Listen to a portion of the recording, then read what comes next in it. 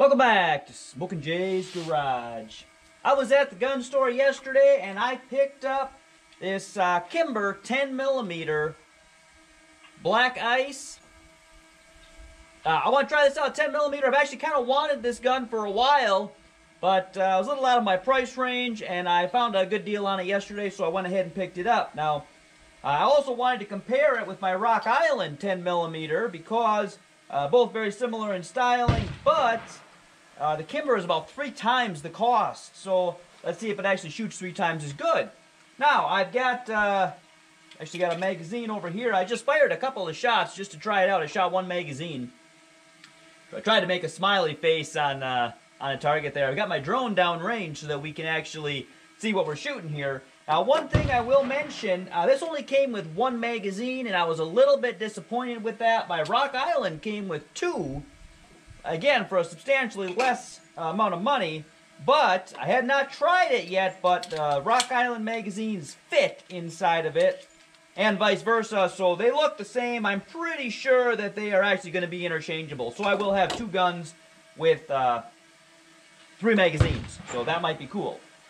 So, let's see if we can hit anything from here.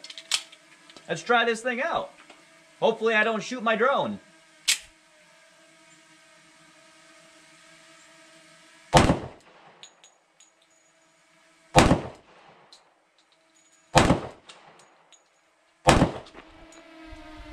Alright, I've fired a couple of rounds off with this. I will say that the Rock Island magazine does not lock the slide to the rear on the last round. Also, I noticed, this is probably just me, but the way that I hold it, if you just slip the safety up just a little bit, I was kind of bumping that safety just a little bit. I don't anticipate that really being an issue. I hadn't anyway. Don't have that issue on any other gun, but this one is really, really smooth safety. I was shooting off to the left a little bit, so I'm going to move up a little bit closer. Hopefully that helps me.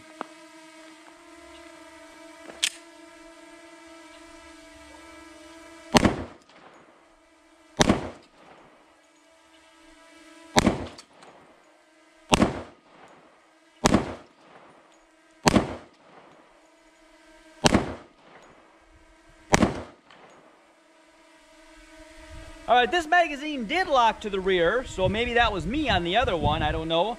I also moved my hand placement just a little bit, and I did not have any issues with the safety. Very smooth firing gun, and we're a little bit off to the left. That's probably me, but a lot more. Oh, okay, look at this. This screw here almost backed completely out in the grip. And I do believe that I forgot, you know, normally in my range bag I keep some Allen wrenches and a small screwdriver if you need to adjust your sights or something like this were to happen. I think that I pulled it out and didn't put it back in when I pulled out a bunch of empty casings that were in there. So we will give a look and see if we can tighten that up. But very smooth firing gun, and I like it so far, but let's get some more rounds down range with it. Alright, we're going to try to get 1 more magazine. This is actually the magazine that it came with, so we're going to give that 1 shot here, and we will move to another spot of the target that was not fired on yet.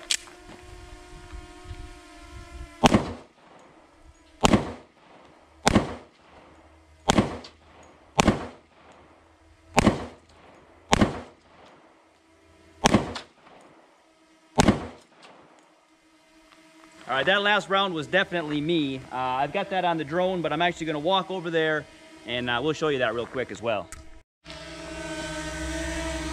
Alright, right there is where we were shooting. You can see quite a few of them in the bullseye. 1, 2, 3, 4, 5 or 4.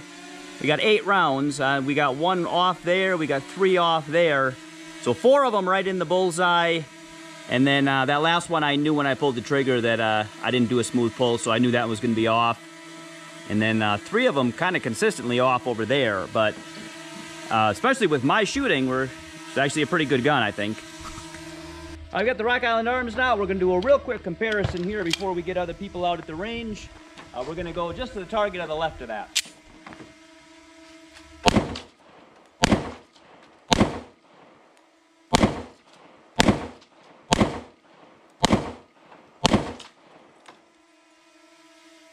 we're probably not going to show you the target on that one. Probably fired him off a little bit faster than I should have.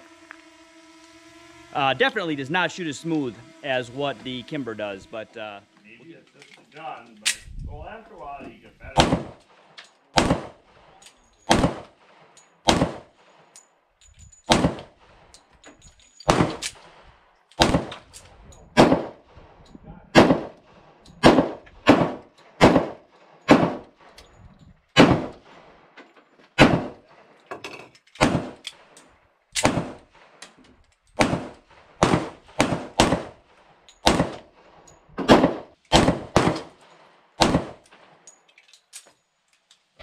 all right, I ran about 200 rounds through this, between the two of them, about 200 rounds through on the last maybe 15-20 minutes or so.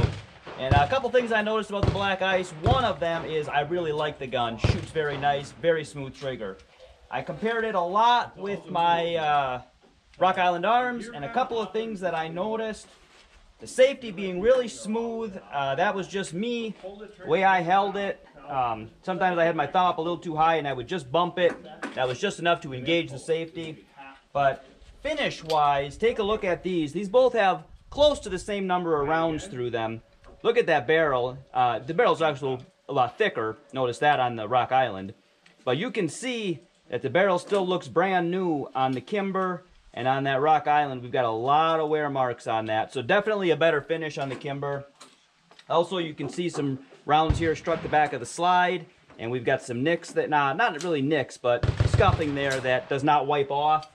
After shooting, I had a few spots on the Black Ice, and they all wiped right off.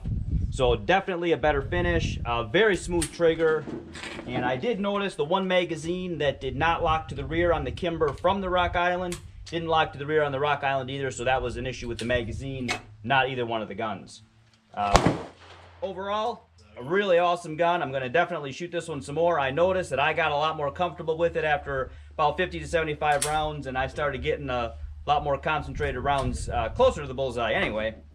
Sights are green with a red outline on the front sight tip. I don't know if you can see that very well or not. Hopefully I got the right angle there. Compared to just a plain white with a red on this one.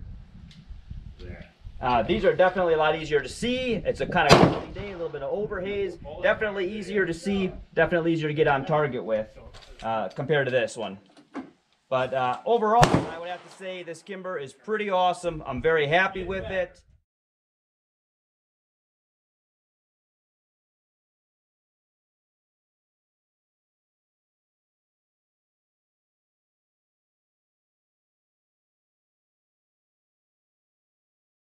We're going to compare this now with our Ruger Blackhawk in 10mm also, because it clearly shot this one out of the water, at least in my opinion.